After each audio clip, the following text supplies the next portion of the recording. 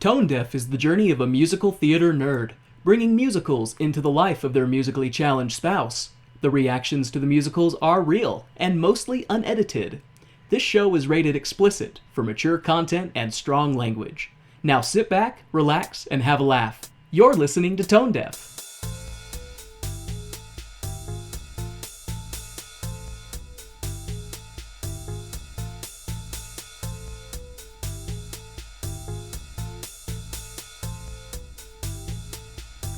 Welcome to Tone Deaf, a theater nerd's guide for their musically challenged spouse. I'm Kay, a musical theater nerd. And I'm Warren. I'm musically challenged. So before we start, I want to thank quite a few people because of last week we charted in Ireland for the first time, which was really awesome. That was so cool. So thank you so much to our listeners in Ireland. Way to represent. We also, so we're recording this Sunday, November 24th, and as of today, we are at 2,991. So we're almost to 3K, so we'll right probably on the be cusp. there. Yeah, we'll probably be there by Wednesday. By the time this airs. Yeah, hopefully. So, yay! Yay! And then, for our American listeners, happy Thanksgiving. Happy sit there and stuff your face with food with your family and hopefully not get into too many arguments around the table. Yeah. We're pretty lucky in that regard because everyone that we dine with is like, fuck Nazis. But, be thankful if your day doesn't end in a fist fight with your relative's day. Yes, and, if you need family, come talk to us because we'll be your crazy aunt and uncle that or brothers and sisters, depending on your age. Depending on your age, we'll be your awesome aunt or uncle that loves you no matter what, or your strange brother and sister-in-law offering bizarre advice. Yeah, maybe, or strange cousins. Whichever one of us you would rather have be the cousin by blood than. The other one will be the cousin by marriage. Whatever relative you want us to be, we can be. We'll be whichever relative. We can be whatever you want us to be. So, that being said, are you prepared to learn about Once Upon a Mattress, the show that you have seen a high school production of, and now we're going to be seeing a condensed soup version? Absolutely. Because gonna add a little bit of water. Yeah, gotta stretch it out a little bit. So you're saying that this will be a little extra salty because it's not got the proper amount of water? Yeah, it doesn't have the proper amount of water or milk or whatever you want to put in your soup. Gin. Just kidding. I don't think that. Well, no, don't follow that train of thought. That's a bad train of thought. No, you wouldn't want to do gin anyway. It would be vodka for Bloody Mary and tomato soup. So anyway. Oh, God. Oh, God. You made my brain spin off into this horrible tangent and... Okay. Okay, shake it out. Shake it out, Warren. Shake it out. Shake it out. All right, so... Once Upon a Mattress is a musical that is composed by Mary Rodgers. Rodgers and Hammerstein's wife? Because they're a duo, so they share a wife, obviously. So Rodgers of Rodgers and Hammerstein's wife? Not wife. Daughter? Yes. Oh. Daughter. She is part of the Rodgers dynasty. Oh, that's very cool. Yes. That explains why it was so good, yep. I guess. Yep, and I do want to do a deep dive on her later, and really on the whole family, because the whole family composes. Her son is a composer as well. I would imagine that if the musical talent / skill is not passed down hereditary through that bloodline, I mean, granted, when you're born into a prestigious family like that already has a name attached to it, it's probably pretty easy to get your stuff looked at, even if it's... Yeah. I mean, she didn't have quite the success of either Richard or her son, but... It's because she's a woman, and oddly enough, musicals are a male-dominated thing. Yeah. From everything. Every time we ever see any kind of awards or anything, it's always guys who were writing them. And mostly white men. And not to say that, I mean, and I really liked this show, so obviously women can do good musical stuff, so... Yeah, in fact, some of the ones that we'll do later, you'll probably be like, I love this, and by a woman, or part of the team is a woman, or something.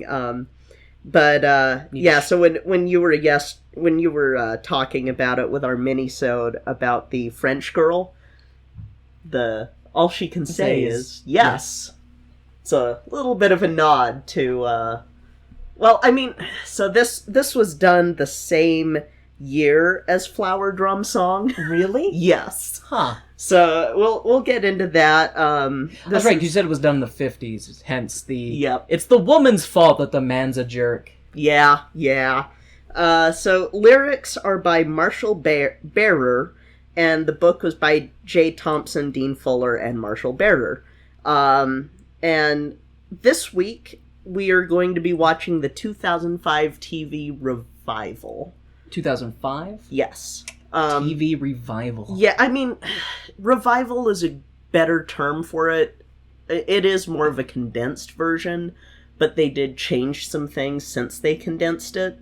So, I would say it would count as a revival. Hopefully for the better. I mean, some things are a little bit better, and some things I'm like, oh, but we'll get to that. Gotcha. So this show was originally a short play for the Tamament Adult Summer Camp in 1958. I've never heard of a summer camp being for adults, which raises some concerns in my brain. I mean, like a resort camp type thing, a holiday camp, but adults only, because you want to get away from the your trophies. the participation trophies for I'm sorry, I'm not a kid person. Oh no, I'm an other kids person for short periods of time. There are some truly wonderful children out there, and then there's plenty that are not. So I absolutely adore your little cousins, but there aren't very many kids outside of the kids that we interact with every so often. This is very true. Yes.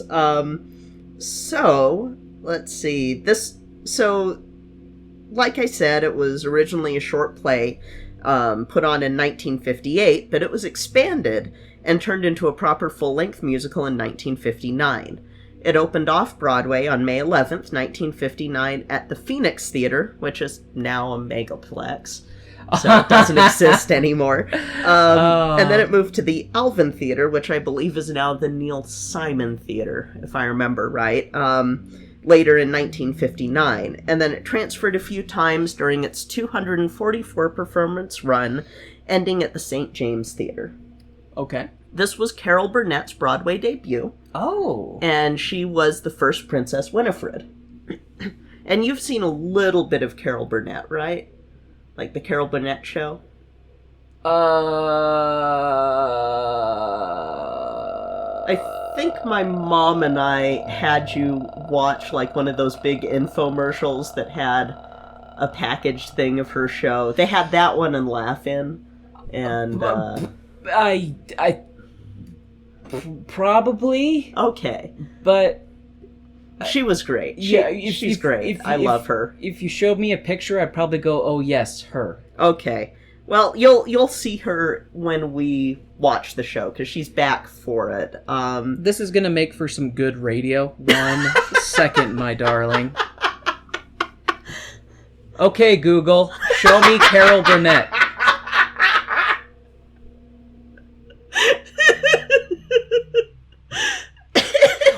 Okay. Okay, oh, okay, yeah, okay, the young Carol, okay, yes, okay. Now I'm back on the train, on the tracks, so. God, I love you. I'm glad I love you. So, the original Broadway run was nominated for Best Musical and Best Actress in the 1960 Tonys and won neither. That sucks. Yeah, but Carol Burnett did receive the Theatre World Award for her performance that year. Nice. And when she left the Broadway run, another TV great, who you would recognize from the Brady Bunch as Alice, Ann B. Davis, was she replaced the mom? her. She was the maid. Oh, okay. Who was another one of those early crushes. I feel like... Then again, I didn't actually see much of the original Brady Bunch. Mm-hmm. I saw, like, parts of it here and there on occasion. So... Yeah, I had a little bit of a thing for Alice. I feel like she's one of those characters that's a litmus test for if you're going to be bi or a lesbian. Depending on which generation you're at. That's fair. Maybe. I don't know.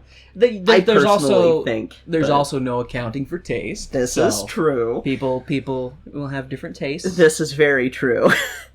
I mean, Alice looked like she could take care of you. So... So August 1960 saw the start of the U.S. tour, and this was notable for casting Buster Keaton as King Sextimus. What would I know Buster Keaton from? Silent movies. Oh, then no. Okay. He was the one who, they have the scene where he's standing in a door, or standing in front of a building, and the building falls over on him, and he, like, couldn't have moved one step to either side. Or he'd have been a pancake. Yes. Okay, I have seen that. And hanging off of the clock, and... Yeah, that's Buster Keaton. So that's a logical casting choice because he's already demonstrated he's a great physical comedian. Yes. Since he's playing a mute. Yes, and he apparently was really great with all the younger performers and stuff, and was dispensing advice to everybody, and... Oh, nice. Yeah, he's just a good guy. Yeah, so that's pretty awesome. London began their production in September of 1960, and it was a short run. It was only 24 performances. Oh, yeah. But then came the TV adaptations. And this is where things get a little weird. So you said TV adaptations. Yes. Okay, can I guess how many there were? How many? 6? No. More? No. Oh, okay. There's only 3. Oh, okay. But they drastically changed some things. So our first one is in 1964. And this is a black and white one, filmed live, and it mostly retained the original Broadway cast. This version was only 90 minutes long, and cut a lot of the songs and scenes, and it changed the subplot of Larkin and Harry to one of a secret marriage instead of the thing that it is originally. Okay. So secret marriage as in, like, they're secretly getting married because she's pregnant? Yeah. Okay. Instead of it being the whole... drama. Yeah, okay. 1972 saw a color TV adaptation, and Burnett was in the lead this time again, but a familiar face to tone-deaf listeners joined the cast. Uh-oh. Bernadette Peters was Lady Larkin. Nice. Mm-hmm. And then again, songs and scenes were cut, as were The Minstrel and the Wizard. Minstrel and the Wizard? Yes, were both cut from this version. So I guess if that's the case, then in the beginning it wasn't somebody regaling children, it was just the story. It was Burnett singing Many Moons Ago instead. Okay. At the start. So yeah, bit different, and this isn't the last time that the minstrel's going to get cut. So I have a tangent of a question that is still tentatively related to this. We've talked about licensing shows. Mm-hmm. So what are the guidelines? Like, if you're licensing a show, or what are the guidelines for, I want to cut this character, or make these two characters the same one, or... It would depend, I believe, Yeah. on what sort of... Because I know that when you're doing your community theater productions, they generally don't want you cutting as much. I think that you have to be working more with... Is it a case of money talks? If you're broadcasting for TV, you're like, well, we're going to do whatever we want, because... Yeah, and with TV, it's a little different, too, because of advertising and stuff. Yeah, that's what I mean by money talks. Yeah. You have to have commercial breaks, and you want to portion it to be this certain length, because you don't want it to screw up other shows that are Yes. coming before and after. And Yeah, and with these, they're all 90-minute adaptations, and as we saw, the musical is not 90 minutes, it's longer. Yeah. And so, in order to do 90 minutes, you're cutting things, you're removing characters, you're changing plots, and... I guess, because I want to say it was about 2 hours, so you're losing about 30 minutes. But yeah, and... still, you're losing a quarter. Yeah, and it's...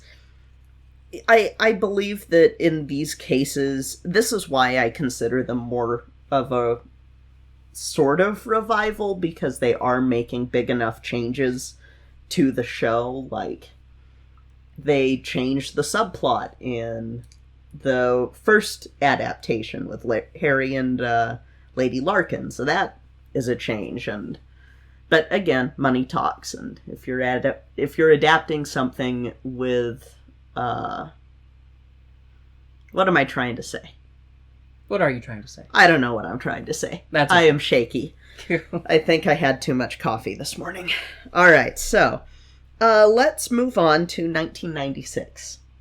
A year before my sister was born. Yes.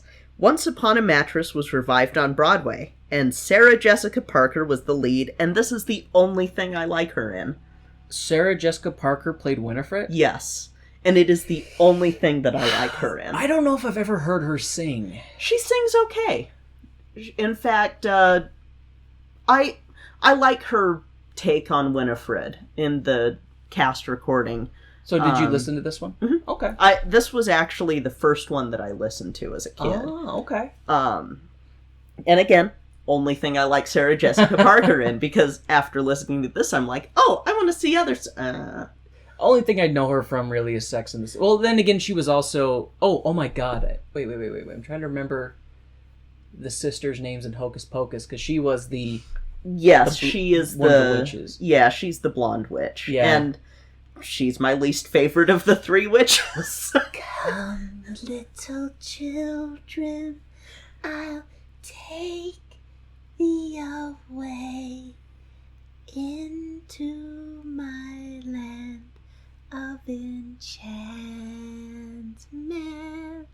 Kay gave me super creepy face look. Well, it was an I'm being super creepy, not Kay. I should have filmed that, because that would have been great to throw on our social media. But No. No. I mean... every time Warren starts singing, just... Hey, that's not fair. Two can play at that game. We both have smartphones. So, this production was nominated for Best Revival, or for the Best Revival Tony in 1997. So the version with Sarah Jessica Parker. Yeah, didn't win, but It was nominated. yeah, it was nominated. And as some people say, it's an honor just to be nominated. Yes, it is. And they did another off-Broadway production in 2015, but it was a limited engagement run, and there's not as much about it. So now we're going to move on to the version we're watching. Dun dun. This is the 2005 Wonderful World of Disney broadcast on ABC. Okay. This version brings back Burnett, but this time she's Queen Agravain. Ha! Agravain! Ha! You were Winifred, but now you've gotten old! Ha! God damn. Now get out there and make me some goddamn money! Ha! This makes me want to do the next thing.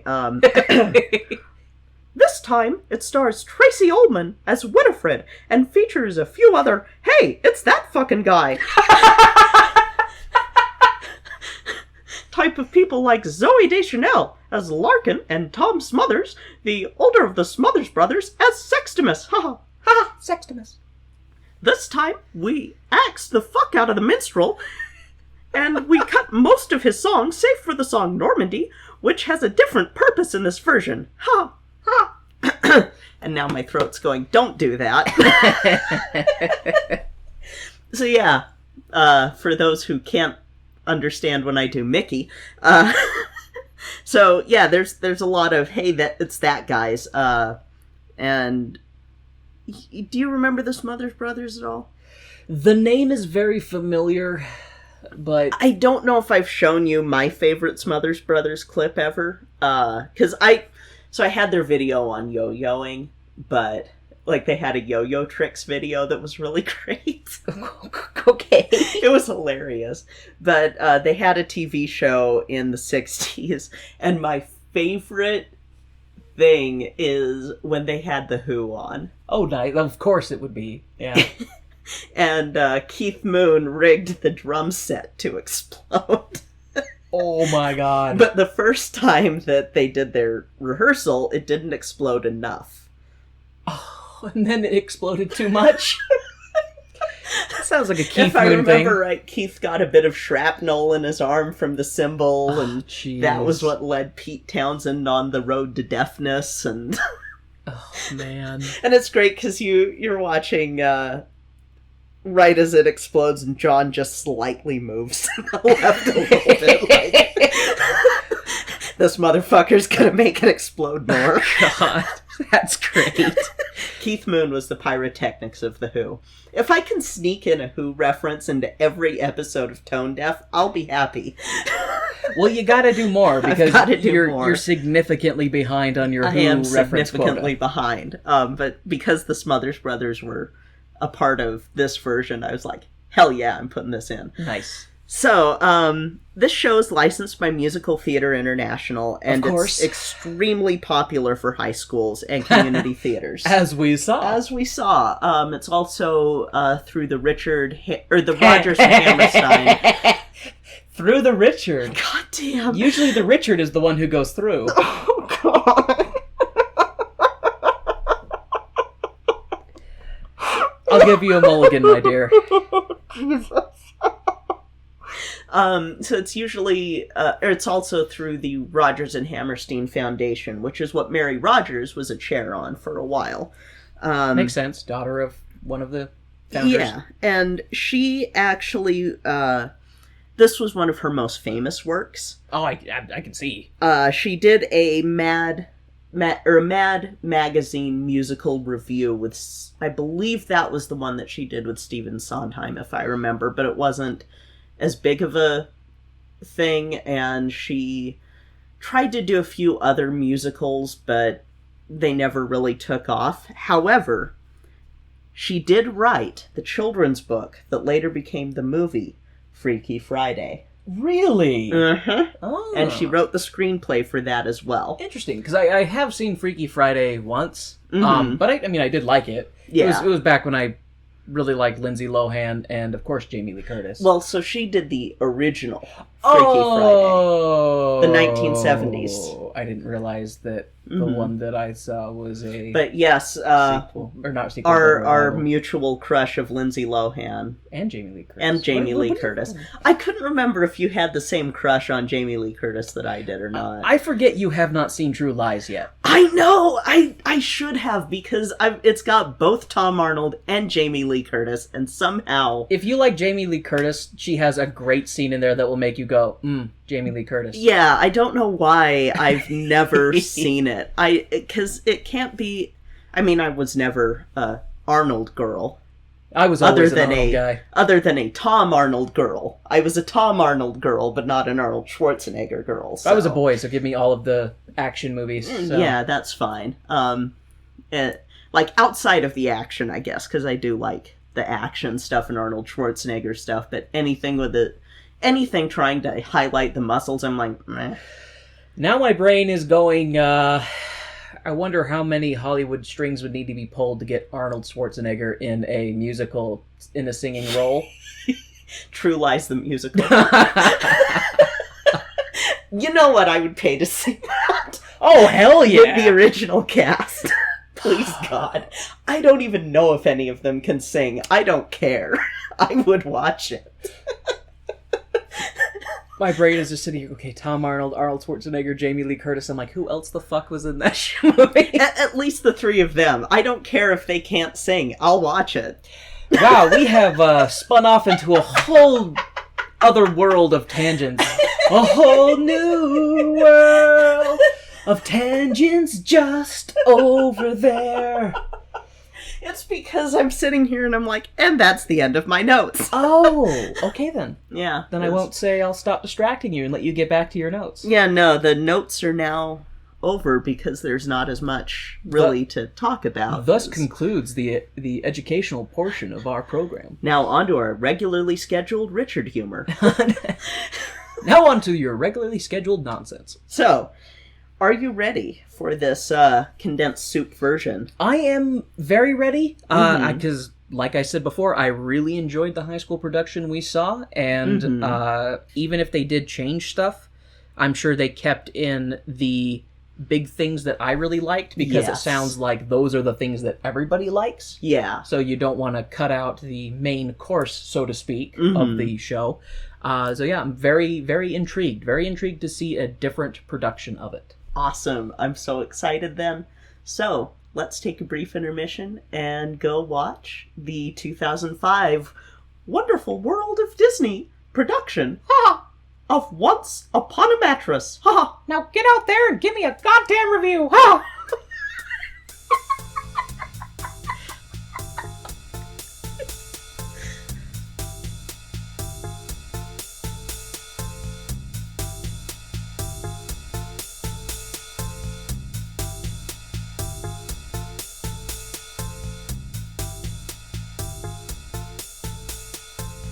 Hi folks, we wanted to take a quick moment to thank our Patreon sponsors. Thank you to our stage crew sponsors, Jasmine Wu and Reagan, and our producer circle sponsor, Bianucci. Thank you so much for your continued support of our show. We truly appreciate it. And now let's hear from our friends Alex and Sunshine over at Pomegranates and Pitchforks. Oh my god, I know words. Yeah, I love etymology! Spooky ooky. Murder. Double murders. Zombies. Horror is always political. I don't like that at all. Hi, I'm Alex, and I'm a creep. And I'm Sunshine, her creep-enabling best friend. Together we tackle all things horror. History, politics, science, and sociology. From zombies to serial killers. Pomegranates and Pitchforks is a horror and true crime podcast that brings true stories and not-so-true stories together in beautiful and disturbing harmony. And now, the lights are going down and the music is starting back up, so let's hop into the second act of the show.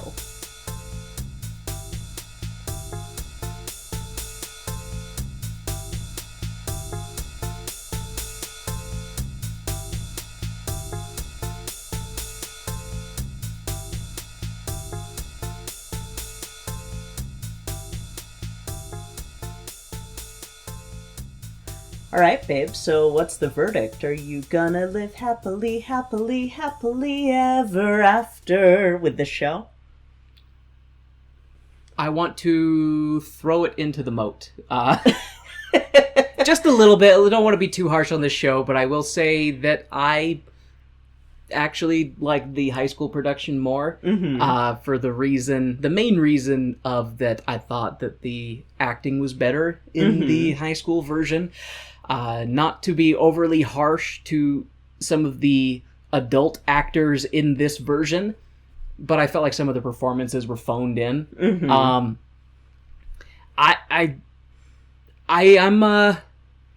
disappointed in Zoe. I felt like more often than not she was just not giving a shit. That is how I kind of feel watching her anyway in shows, so she's a good singer. Yeah. I don't think she's a very good actress. No, she just she didn't impress me in Elf, so and I feel bad talking about Elf. I feel bad because since I'm not really a fan of that show anyway, no matter how good of an actor is in it, I'm always they're gonna lose some points anyway just because it's Elf. But with this show, it's very, very interesting to have seen the high school version first and then being like, awesome, I'm excited to see another version of this. And while I did still with all these professionals and a higher budget and while I did enjoy it, it didn't have the same heart that the high schoolers had in their production. So it was still good. It was still fun. How did you like Tracy Ullman and Carol Burnett? Carol Burnett, I felt like she was okay as the queen. It's funny because I really liked the energy that the high schooler brought to it with like faster dialogue and stuff like that, and just almost like a manic delivery. Yeah. Carol Burnett was a little bit more decisive and calculated in the way that she played the role, and I kind of liked the version that was almost talking as if the off switch is broken. Yeah. And Carol Burnett was, while she did, override other people, asserting herself, what I have to say is more important, stuff like that, the dialogue, just the delivery, I guess, was just different. And I did like the high school version of that character better. Yeah. Tracy Ullman, out of all the actors... What? Yeah, just... Oh, on your heart. Yeah, Tracy Ullman, out of all the actors, she was my favorite. Yes. She did a great job with her character. I liked the flavor she brought to her character. Not to say... And I was thinking about that between the high school version, because I really liked the high school version with Winifred. I really liked that actress's portrayal of her. I thought she did a fabulous job. And I almost kind of wonder if she watched this version to get her idea for how to play that character. Possibly. Because I was definitely seeing some parallels. Whereas with the Queen, the two characters were very different in a lot of ways, but I felt like the Winifreds were closer in the way that they behaved and their on-screen presence type of situation. So with that being said... we shall dive into my notes for Once Upon a Mattress, the 2005 TV movie version produced by... We are treated to the Disney Castle's adopted brother and some exposition about the state of the kingdom. It was like a dirtier looking version of the Disney Castle. So... and I felt it was poignant considering that Disney did this version. We joined the royal court for the lightning round of Who Wants to Marry This Bitch's Son? And Princess Brown Hair and Green Dress is one series of 4 questions away from being the proud daughter-in-law of the most obnoxious woman in the land. Lady Larkin scoffs at the law of the land, but is overheard by Queen Resting Bitchface, and Larkin then grants us the marriage law exposition, that no one can get down and dirty, legally, until the prince does. I mean, people can get down and dirty, but you can't get married, and getting preggers out of wedlock is the worst thing in the world. I guess, according to this plot. Anyways, Princess Greendress fails to properly answer the 4th question of the lightning round. She should have stayed in school and studied harder. Just kidding! The queen gives the most impossibly ridiculous tasks for her potential future daughter-in-laws to answer, because deep down, the only woman that she wants in her son's life is her. Yeah, they play that up so much in this version. This is what psychologists call emotional incest, because the queen is extra creepy towards her son in this. Like, you made the comment to me that you got a Homelander vibe with, I can't remember the woman's name in the boys. No, in the boys, the one. Anyway, yeah. But you got a vibe between those two, and I was like, nah, I don't really see that in this version. Yeah. Not that the son is into it, but the queen... No, but the queen definitely... Ugh. Okay. Let's all psychically bleach that from our minds. Side note, the queen in this looks like a blue and red bedazzled combination of Maleficent and the Queen of Hearts from Alice in Wonderland, so keep that in mind, listeners. Anyways... Princess Greendress fails the asinine test and is given a swift boot to the behind. Lady Larkin, upset with the Princess Greendress's failure, leaves the court and goes on a pout walk. However, she doesn't get far before being ambushed by Sir Charmsalot, also known as Sir Harry, the future Prime Minister of the land. Lady Larkin gives Sir Harry the 411 on the get Dauntless laid and end the stupid marriage law situation, and Harry is like, well, it's the law. and nothing is more precious than the law, not even love. Lady Larkin then gives Harry a reality check saying, "Hey, you knocked me up, and in a few months I'll be showing my baby bump, and we will have to leave in disgrace because a mad monarch makes the best laws." Harry decides that he will set out on a perilous journey to find a worthy princess of true worth to satisfy the Queen and the Prince.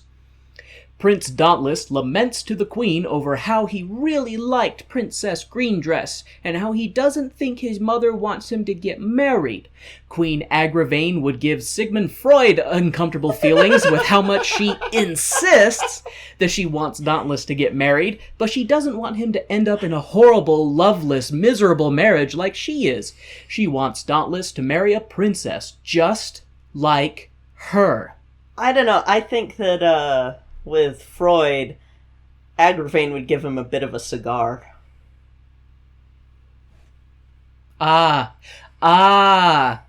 Because he'd be like, I must investigate this and figure out why you are this way. I must spend time in chamber with Queen to find out why she is this way. Why do you want to fuck your son? She just wants to be in control. I mean, of course, who wouldn't want to marry someone as aggravating as Agravain? Queen, for the love of God, sever the umbilical cord, is feeding her grown-ass son like a baby.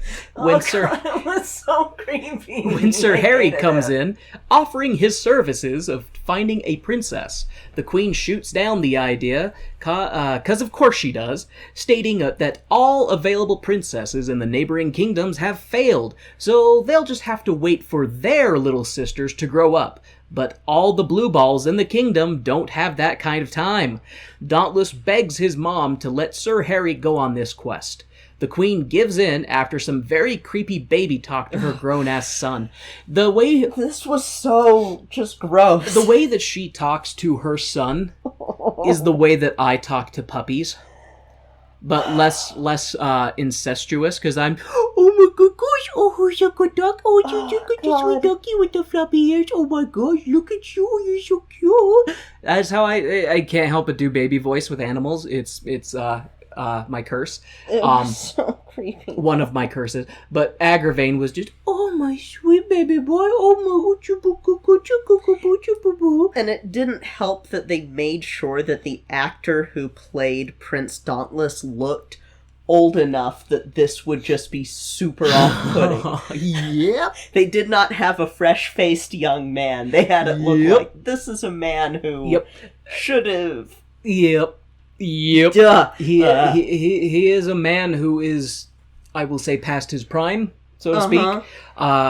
No offense to the actor, of course. No, but oh god, it was so. Okay, let's mind wipe. Sir Harry sets out on his quest to find the prince some royal booty. Time passes quickly, as movies do, and 3 weeks feels like 3 seconds. Trumpets sound, and people cheer as Sir Harry has returned. Everyone gathers in the courtyard to await the noble knight's triumphant return, and we're greeted with silence. Until a sound. It's a bird. It's a plane. No! It's a woman scaling the castle wall. The swamp woman spits a mouthful of moat onto the floor and announces her presence. She's here 'cause Sir Harry succeeded and found a new royal booty for the Queen to poo-poo. Turns out, this mysterious swamp woman is a little shy. She's just here to tell us that she's shy. You may not believe it, but she's shy. And we know that this is the case, that she's shy, because she sings it to us quite beautifully, if I do say so, which I do. We get the Swamp Maiden song and dance number with the entire male court of lords, while Dauntless looks on entranced. The Queen, holy shit woman, don't you know... Okay.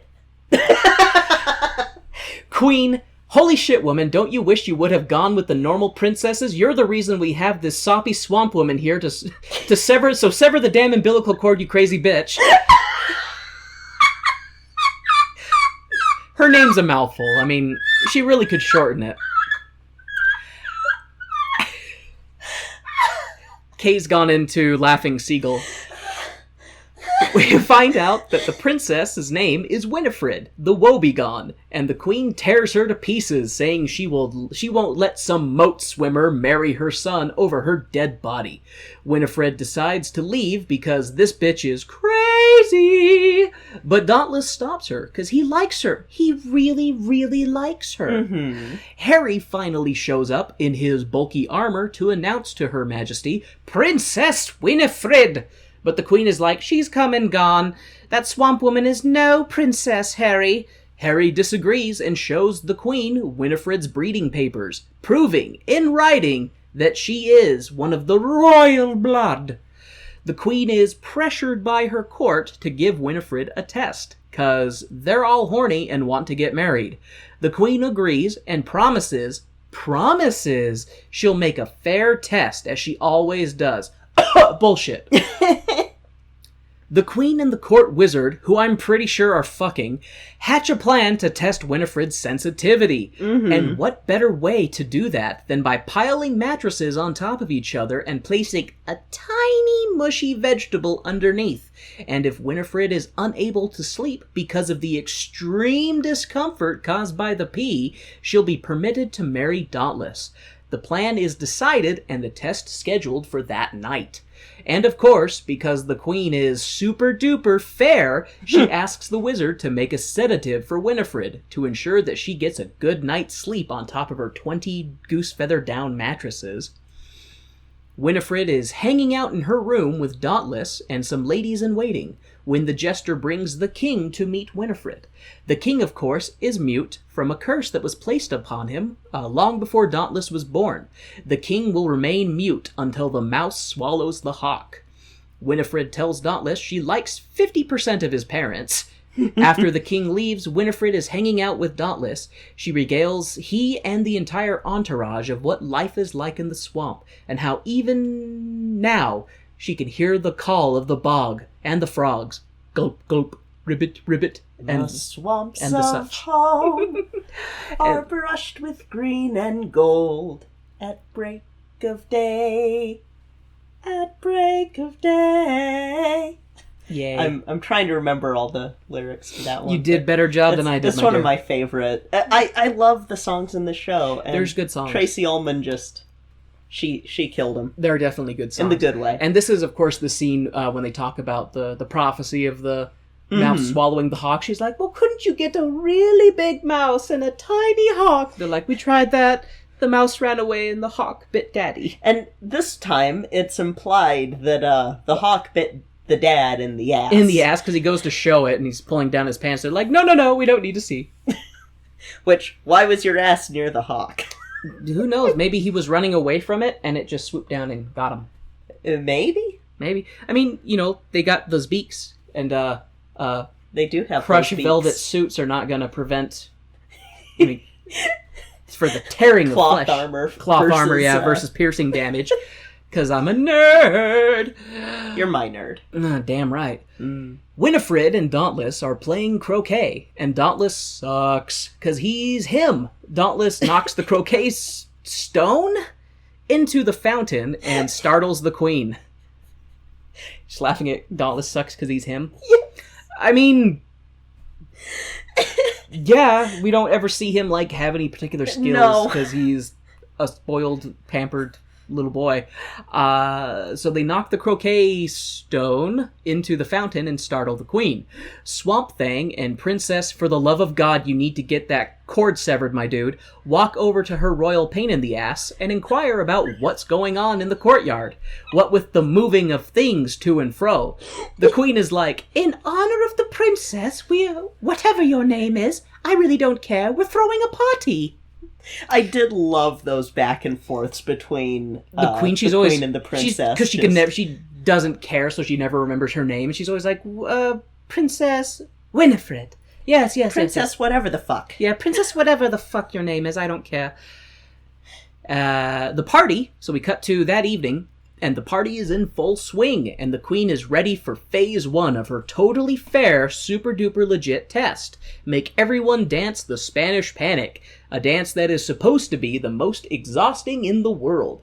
Winifred dances everyone to the floor and is like, "That's great! Let's do it again!" The queen is pissed off and calls it a waste of time, leaving to go pout in the antechamber. Swamp Thing and Prince Still on the Nipple talk to Winifred.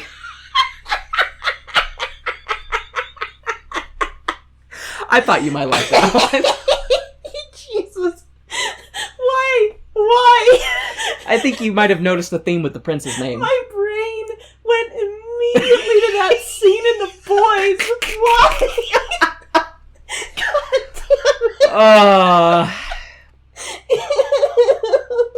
it. Yep. I agree. Ew. How much wine do we have left? Because we're going to need it to bleach my brain. Half a box? Awesome. Okay. I'm going to say it again, though. Swamp Thing and Prince Still on the Nipple talk to Winifred. And Winifred inquires what the test will be. The prince tells her it could be anything. This batshit crazy of a mother even made a woman do deadlifts.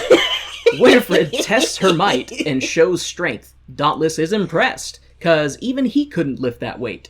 Something tells me Dauntless wouldn't know how to wipe his own ass without his mama around. Winifred tells Dauntless to call her by her nickname, not Winnie, but Fred. The prince then gathers the court to hear him sing about how he's in love with a girl named Fred. You know what, though? Thinking about it, Fred is so much better of a nickname than Winnie. Nah, I mean, Winnie is what horses do. But when I hear a girl, like, I don't know, if I had a friend named Winifred and she wanted me to call her Fred, I would be totally down with that. But then I would then slip into, like, Freddie.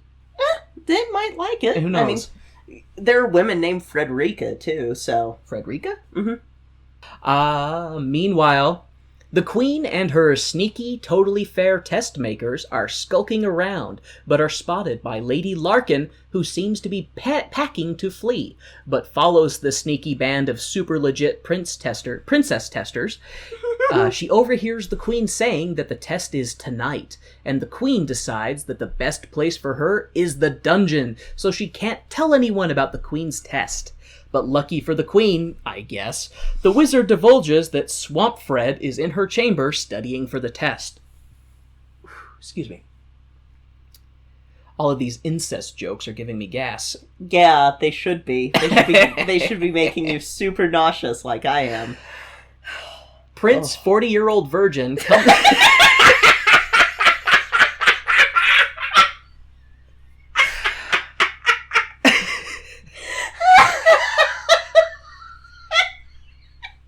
I'll give Kay a moment.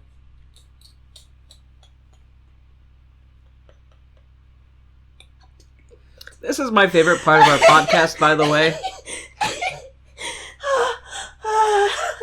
Is making my wife laugh over shows that she loves.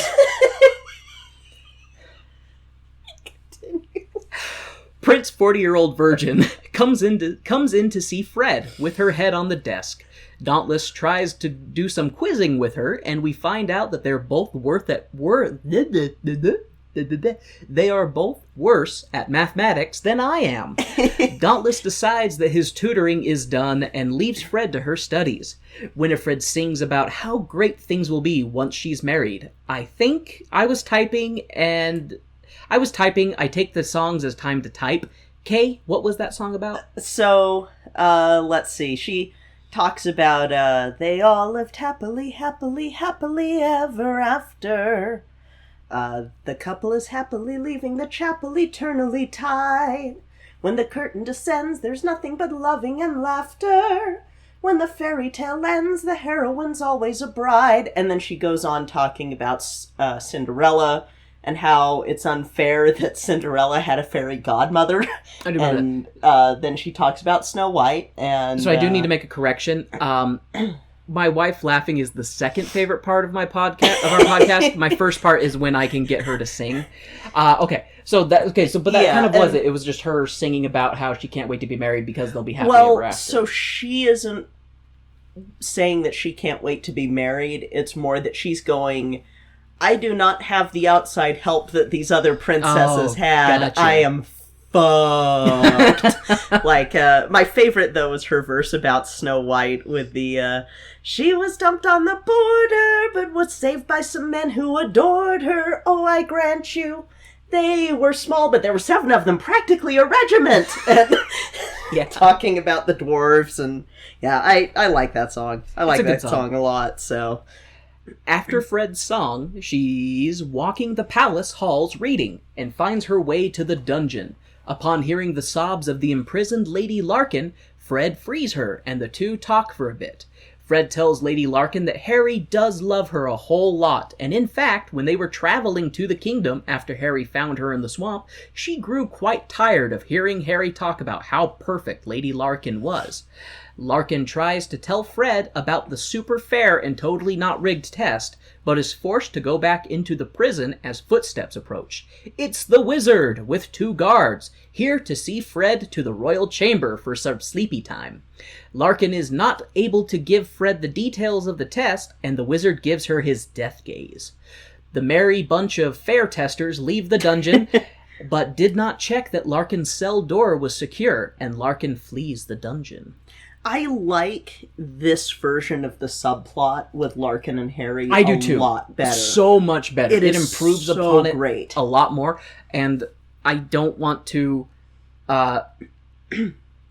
punch down on Zoe too much, but I'm glad that she was Larkin and Larkin didn't have as much of a part in this. Yeah, I did just... She sang really pretty.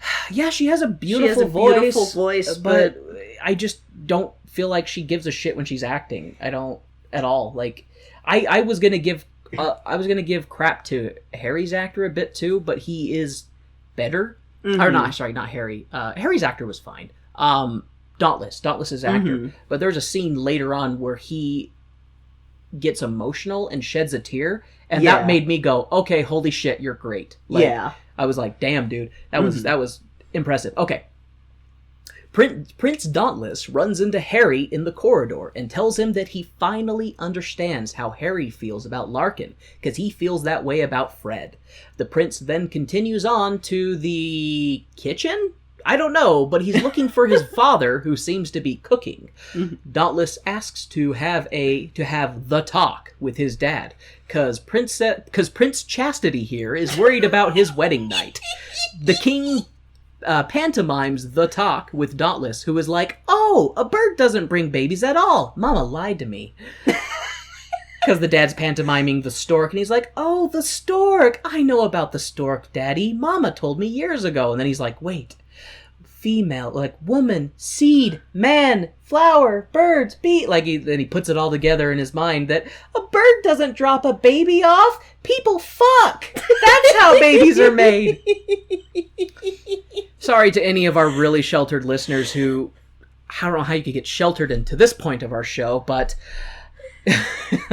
meanwhile, Larkin is fleeing the castle and runs into Harry, who is like, "I was wrong. Nothing is more important than love. I will help Fred cheat to pass the Queen's test." He then sings to Larkin about how once they get married, once the marriage law is lifted, they'll wed and have their honeymoon in Normandy. Hopefully it's the Normandy 2 and not the Normandy 1, since that got destroyed by the collectors at the beginning of Mass Effect 2. Then again, that might not be the best place for a honeymoon, since Commander Shepard is always taking the Normandy on suicide missions. Maybe instead, they should honeymoon somewhere on Earth. I really wish that all of you could have watched Kay's face transform, because it was fucking beautiful. I start reading it, and you watch Kay's eyes, she goes down scowl like, what is he talking about? And then it clicks, and she's like, he's making a fucking video game reference in our musical theater podcast. Yes, I am.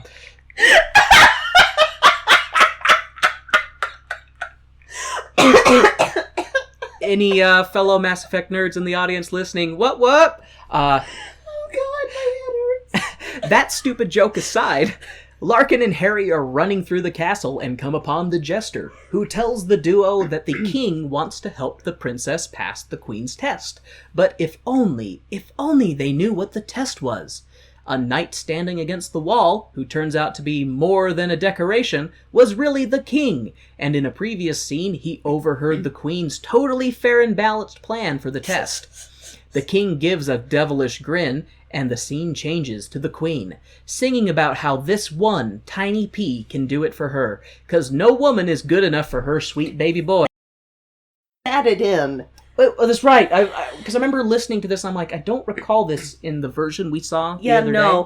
And I couldn't find, like, when I was trying to find stuff about this one without spoiling anything, I couldn't find stuff about this song.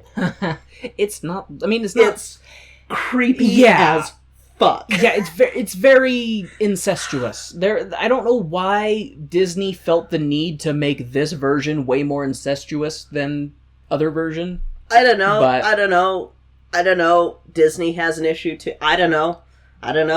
Does Mickey Mouse want to fuck his mom? I don't know, because we never see Mickey's mom. Oh God, he pulled a Homelander, didn't he? He killed her. Ha ha! How do you like that now, Ma? Ha! I took this off the rails, I apologize. The Queen's Pea Song concludes with the ladies in waiting. I'll give Kay a moment. God damn it. You okay? Okay. The Queen's Pea Song concludes with the ladies in waiting bringing Fred into the royal chamber for nighty-night times. The Queen forces a potion of opium and warm milk down Fred's throat. Literally. Yep. This reminded me so much of a Camille Nanjiani joke where he's talking about...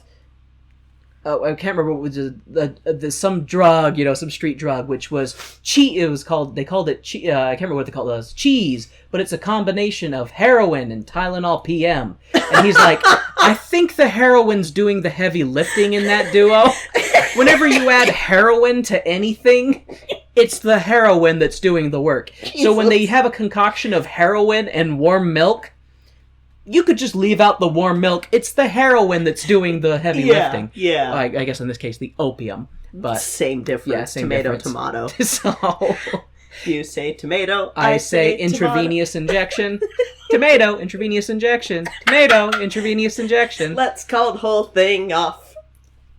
The Queen brings in the Nightingale of Samarkand, thank you, who is the wizard in a very unflattering outfit. He looks a lot like Elton John in a go-go dancer cage.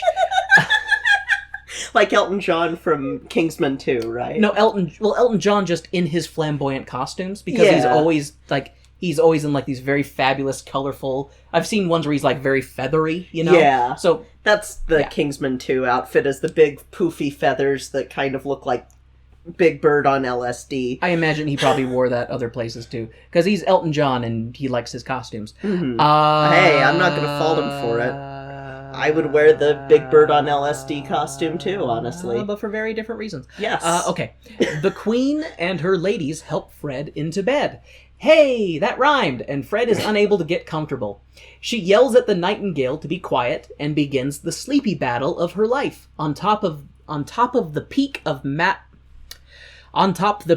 Mattress Mountain, where she battles the spirits of insomnia. Fred decides to try a hard reset and descends Mount P Pad to ask the Nightingale John. Damn it!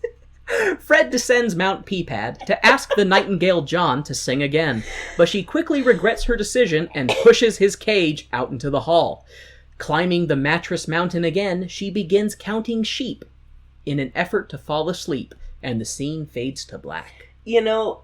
Thinking about it, the whole princess and the pea thing does kind of make sense if you think about the fact that... Monarchs are fucking crazy. Well, not just that, but monarchs would be so inbred that you'd have, like, hemophilia and stuff, so you would end up black and blue from just the barest of anything. So that's what kind of the test is going. Is she a true blue blood?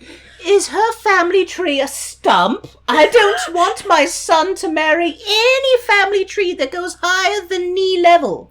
is she gonna be like King Charles II of Spain? I want her to be King Charles II of Spain. Where's my Habsburg jaw? And then my brain Family was... trees shouldn't be a funnel. No, family trees should not be a funnel. First rule of genetics, spread them around.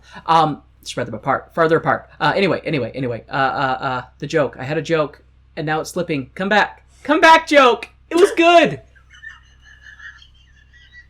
Okay, I got it. So, more than the inbreeding, because monarchs always had shit that the poorer folk couldn't have, lead was very big and popular, so That maybe too. we could attribute some of this wackadoodle nonsense to everybody in the royal family has lead poisoning, Yeah. and it's affecting their brain. I just mean more that they're testing for the, Yeah. do you have hemophilia? I think it's That's more what we want. the queen is just giving a test under false pretenses that this is what I'm looking for, really. Okay.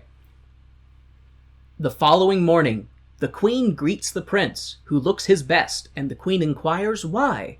I want to look my best for Fred on her test day. The queen divulges the dirty details of the test and implies that Swamp Girl must have failed, since she was falling asleep before they even left the chamber. She looked dreary, dreadful, old enough to be his overbearing bitch of a mother. There, I finished the sentence for her.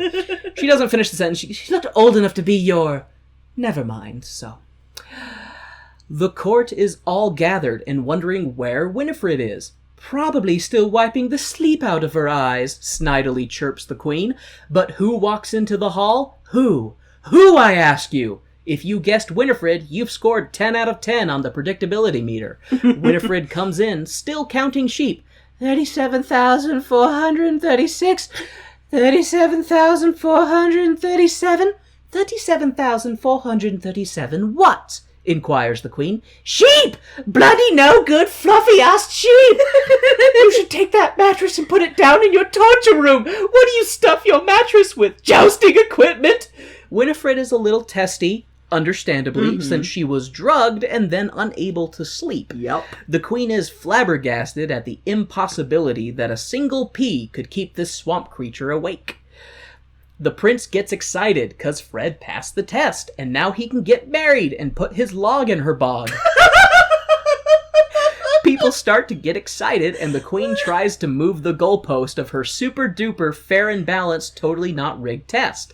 But Dauntless, who finally is acting like his namesake, cuts through his mother's bullshit and tells her to shut up. The queen is speechless for once in her obnoxious fucking life, and the jester is the first to point out that the curse has been lifted. The mouse has swallowed the hawk. The king speaks for the first time in all of his son's life, and decrees that Dauntless take Winifred to get some sleep, and they can plan his wedding later.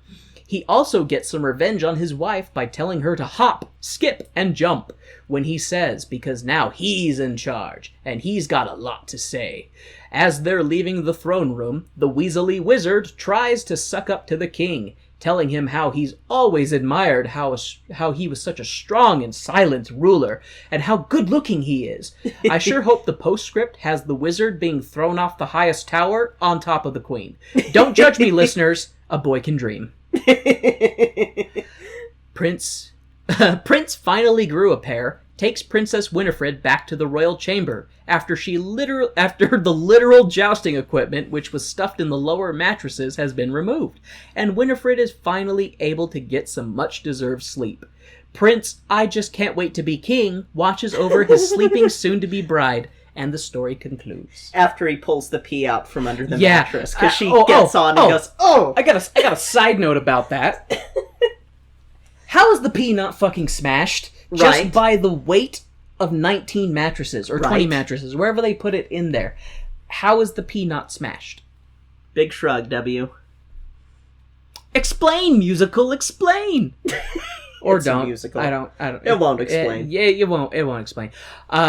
So this version was definitely entertaining. So this version, while it had a higher budget and it had professional music and all that stuff, it fell short to the high school version that we saw. Yes, it did. I was very shocked. I was very shocked. I anticipated this to be better just because it is professionals doing a professional show, not passionate minors.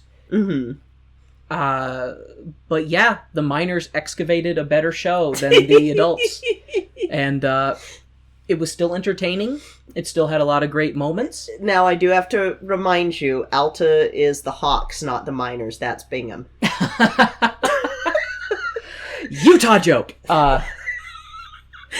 We're here all night. Well, be sure to tip your K. But yeah, I still enjoyed it.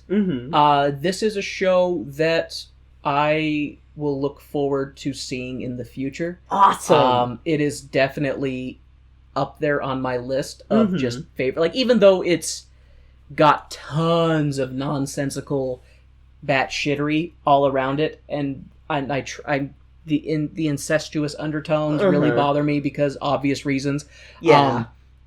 But it's funny. It's entertaining. You know, I still would agree that the two characters that are my favorite characters are still the queen and the princess. They just, I mean, and granted, it's definitely those two are the focus because, you know, one is the villain technically, and the other one is, you know, the hero. Yeah. It's just, it was good. It was good though. I mean, I know I've been giving it a hard time, but it was still a good show. And if you haven't seen Once Upon a Mattress, this is a fair version to see. I would say that this version is good for an introduction to it. I would say if a local production is around, I would see that over this. I would agree with that. Because I would agree with that. The acting, like you said, isn't stellar in this version. I would even go so far as to say that it was subpar in a lot of ways. Well, so maybe I'm being too harsh. For me, who stood out were, of course, Tracy Ullman. I did like Carol Burnett, even though I think that was the directing that might have been an issue with her. It's very possible. I mean, who knows? Of course, Tommy Smothers, because I'm a Smothers Brothers fan, so automatically I like... Oh, I forgot to mention, it was great when, in the very beginning, when they're testing the princess in the green dress, and the king is sitting there playing with a yo-yo. Yeah, doing yo-yo tricks, and they're just like... And the queen was in there, stop playing with your toys. Yeah. But yeah, it's a decent adaptation.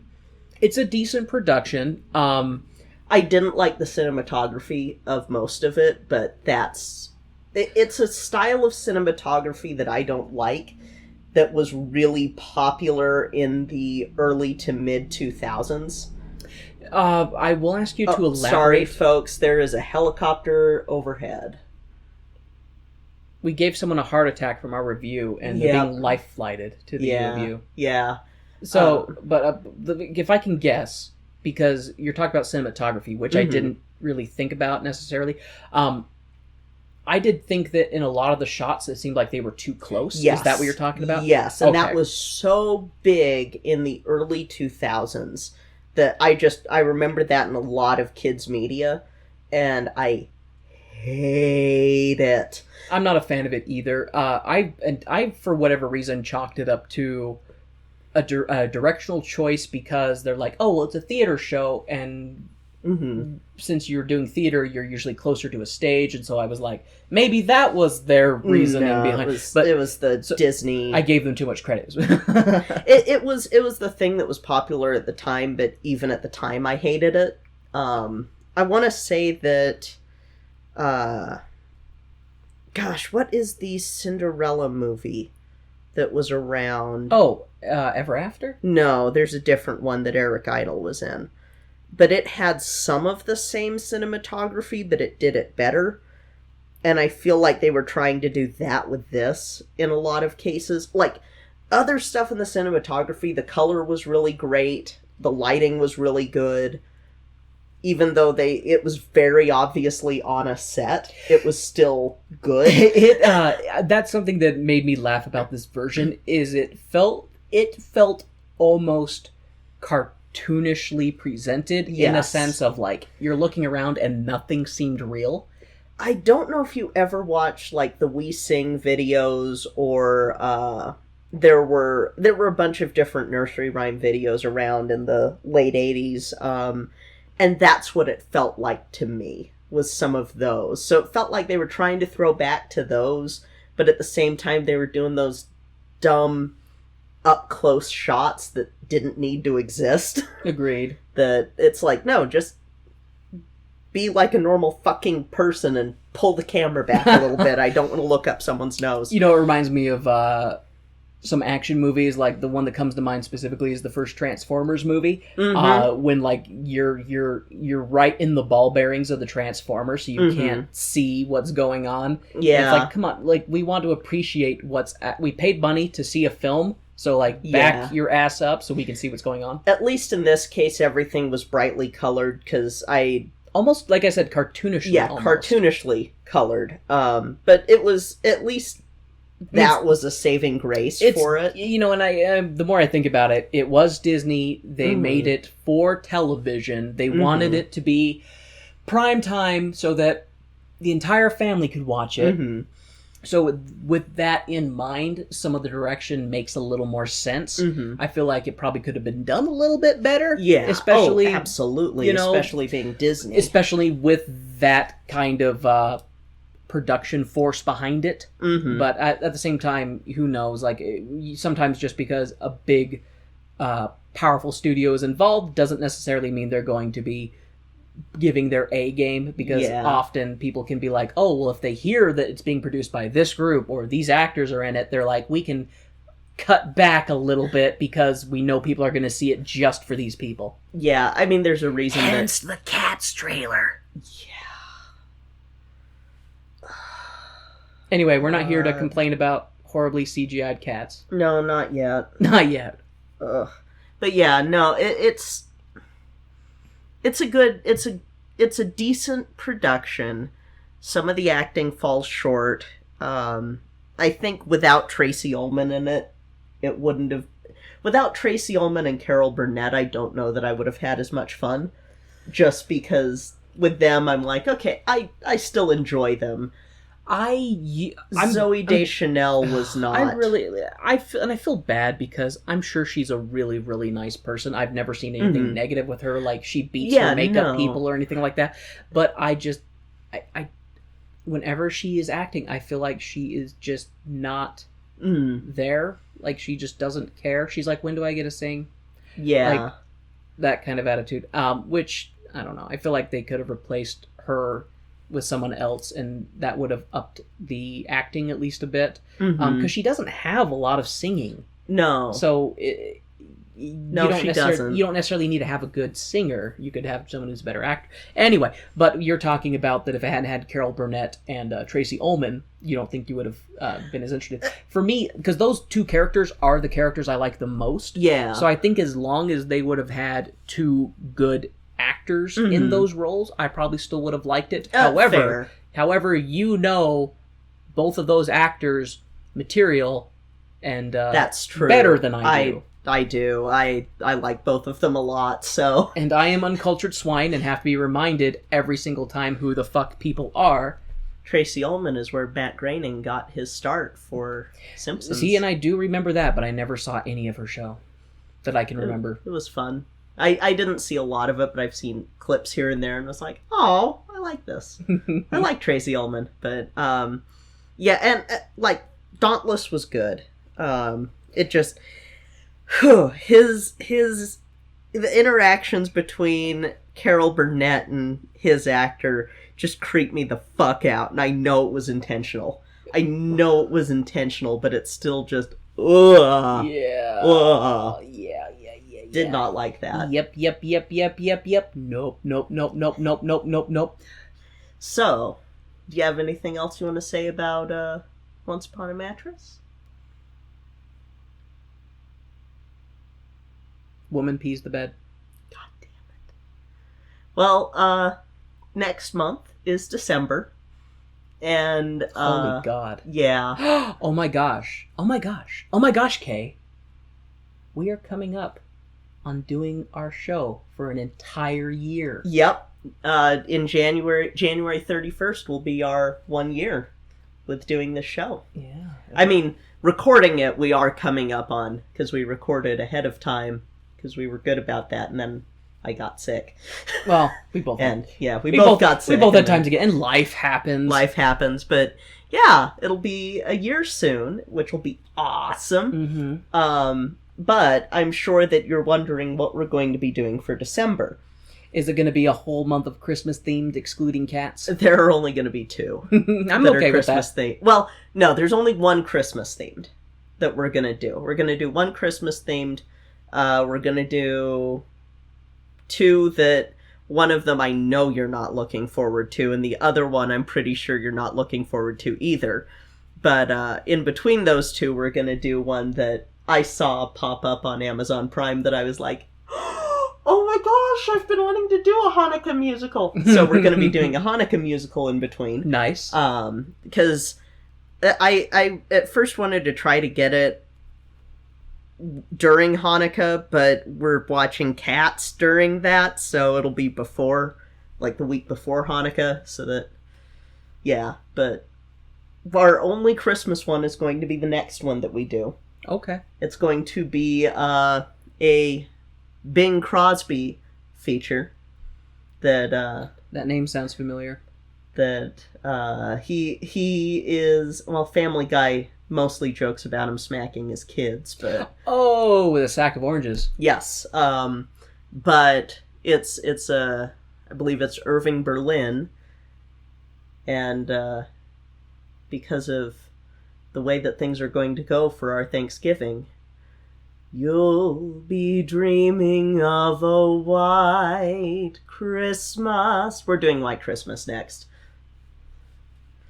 Okie dokie. And it will be the Bing Crosby version, which will be interesting for you. Kay just made a face, which makes me concerned, because there's going to be things in this next show that I won't like. Kay is nodding. Kay is nodding with their eyes closed. Mm-hmm. Well, awesome!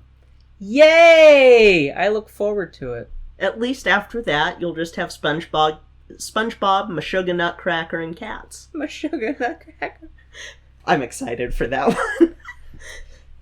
Meshuggah Nuts.